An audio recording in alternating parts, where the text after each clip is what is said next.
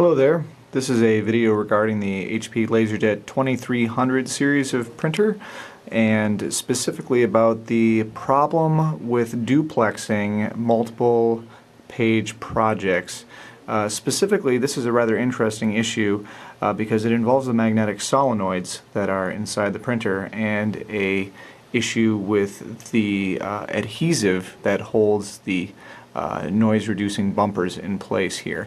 Now, I'm not going to necessarily talk about how to get the printer to this state. There are plenty of guides available online for that, but this is just to talk about how to fix the issue with duplexing and jamming problems. So, what I want to point out here is that this printer is probably at least 5 or 6 years old. I don't know the exact date, and it was brought into us because it was jamming. Basically, these solenoids here help hold the gears in place. Sorry if that's a little bit blurry there. I'll try to back it out a little bit. Anyway, so these gears get held back and forth by these solenoids, which are little magnets down here.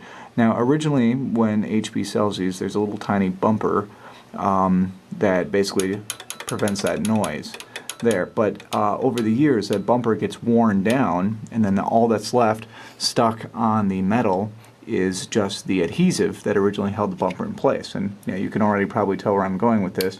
What happens is that the adhesive just causes this little metal armature to stick in place, and then because printers depend on millisecond or less time differences, obviously everything goes downhill from there. So if you watch what happens here, basically when I release this, it should snap back right away, but if it sticks hard, you see how there's a delay when I release my finger from that. That's what's causing the printer to jam.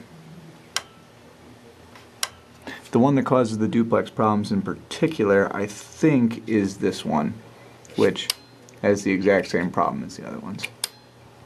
So, we have to remove those solenoids. Once you have the solenoid removed, just one screw down there should do it.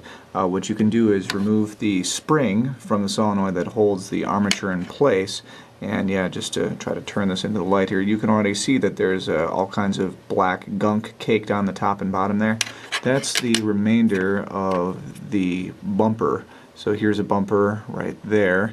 And there might have been a little bit of one up there at the top as well. So here and here, we need to just get all of that stuff just rubbed completely off. You can replace it with something, maybe wrap some string or some sort of non-adhesive method, but really, for a printer this old, I'm just going to choose to leave it completely uncovered. It might make a little bit more noise, but at least we can be assured that this problem isn't going to happen in the future. So we go find some rubbing alcohol and a tissue and go to work on it. So as you can see here, we've removed all of the adhesive from the armature of the solenoid, and we've also taken it off the body of the solenoid. We can see how clean that is right there. No more of that black adhesive. Now, while I was doing this, I looked online, and it seems that, contrary to what I said previously, what we do want to do is actually take some kind of piece of plastic or some sort of magnetic resisting stuff and just stick it back on the place where the adhesive used to be. The reason for that is that a lot of times people just clean that off like I was planning on doing, and they don't replace it, and then there's a problem with residual magnetism from the solenoid. So it fires, it causes the metal to still be slightly magnetic, and then you have the same jamming and timing issues because, once again, all it takes is a microsecond of delay and then the printer will jam. So what I'm going to do is I'm just going to stick a little piece of tape back onto there, and I probably can't do that while I'm holding the camera, so I'll just demonstrate again when it's back. Now, as you can see, that's what it looks like with my little gray piece of electrical tape stuck on there. Now you can go ahead and put the spring and the screw back into the solenoid and hook it back in. Just be very careful when putting the spring back on there, because I would suggest doing it from this angle here, otherwise that spring is going to try to act like a rubber band and shoot off into far corners of your office, which has already happened to me twice now, so just be careful when hooking that back on. Now, even though it doesn't have to be done, I've also removed the tray 1 and tray 2 solenoids as well to prepare to clean them. Yeah, you can see how much crud is on there. Try to zoom in a little bit. Yeah, that brown patch there, that's what is on all the solenoids, and that's what you need to remove because it gets really sticky with use. It doesn't feel as bad as the duplexer one was. But yep, that is the main cause of the sticking issue. So we'll get those cleaned off and hopefully things will work.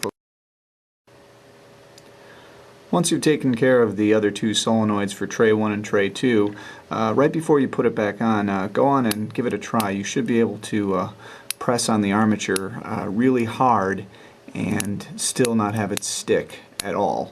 So that should mean that, of course, the adhesive, thanks to the little electrical tape I put on there, it's not going to pose a problem, and we're not going to have any issues with residual magnetism either. By the way, if anybody knows where this part goes to, I think it fell off of the network card box at some point, so I don't think it's anything important, but if you know where it goes, please let me know. Thanks.